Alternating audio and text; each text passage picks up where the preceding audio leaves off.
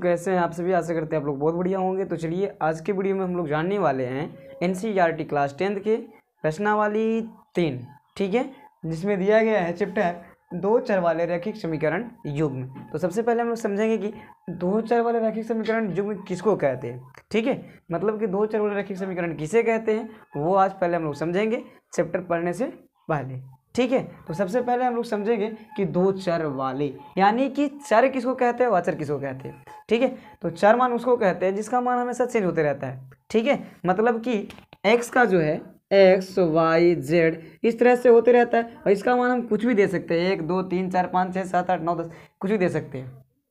इसलिए हमने कहा कि चर मान वैसा मान होता है जो हमेशा चेंज होते रहता है, बदलते रहता है।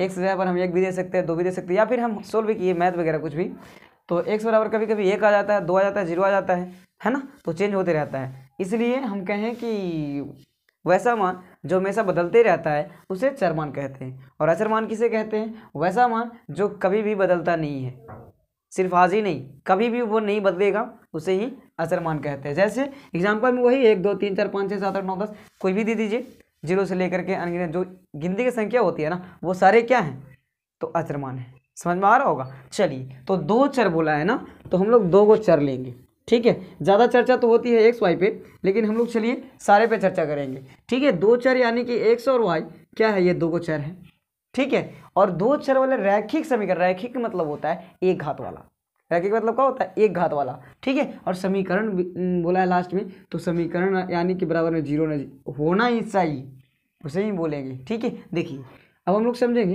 कि दो चर वाले, इसके आगे हम 2x भी दे सकते हैं, या फिर देखिए ना x प्लस वाई प्लस 3 बराबर 0, ये हो गया दो चर वाला रैखिक समीकरण। देखिए रैखिक समीकरण की क्यों बोलेंगे, सबसे पहले तो समझे ना कि दो चर वाले, तो मैंने दो चर क्रम होना चाहिए, ठीक है, कम से कम क्या चर होना चाहिए, 2 को, और अधिक से अधिक भी 2 ही होना चाहिए, ठीक है। ये नहीं कि कम से कम 2 और अधिक से अधिक जितना मान लो उतना नहीं, जितना अक्षर वाला बोलेगा उतना ABCD का अक्षर उसमें शामिल रहना चाहिए, ठीक है। चलिए तो दो चर वाला, और ये तो अक्षर हो गया ना, तो दो ही चर वाला है कि नहीं। चलिए तो 3 को हम लोग नहीं लेंगे क्योंकि ये अक्षर मान है ना, तो यहाँ दो चर बोला तो दो चर ले लिए। चलिए उसी के आगे क्या दिया गया है कि रैखिक समीकरण युग्म, तो रैखिक समीकरण जेकर एक घात हो उसी को तो बोलते हैं रैखिक समीकरण, ठीक है। वैसा समीकरण जिसका घात 1 रहेगा उसे बोलेंगे रैखिक समीकरण, ठीक है ना। चलिए तो ये हो गया एक एग्जाम्पल। उसके बाद में हम दे सकते हैं 2x प्लस 3y बराबर 4, ये भी हो गया दो चर वाला रैखिक समीकरण क्योंकि घात तो एक ही है ना।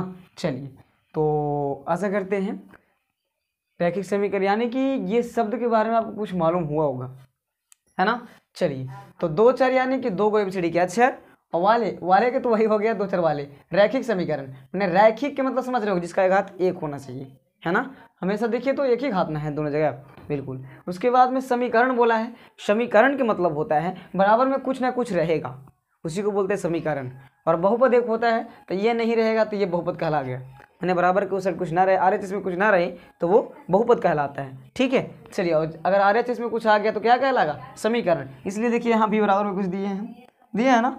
चलिए और युग्म का मतलब होता है जोड़ा, युग्म का मतलब क्या होता है, जोड़ा होता है। देखिए जोड़ा में है कि नहीं दोनों, समझ में आया।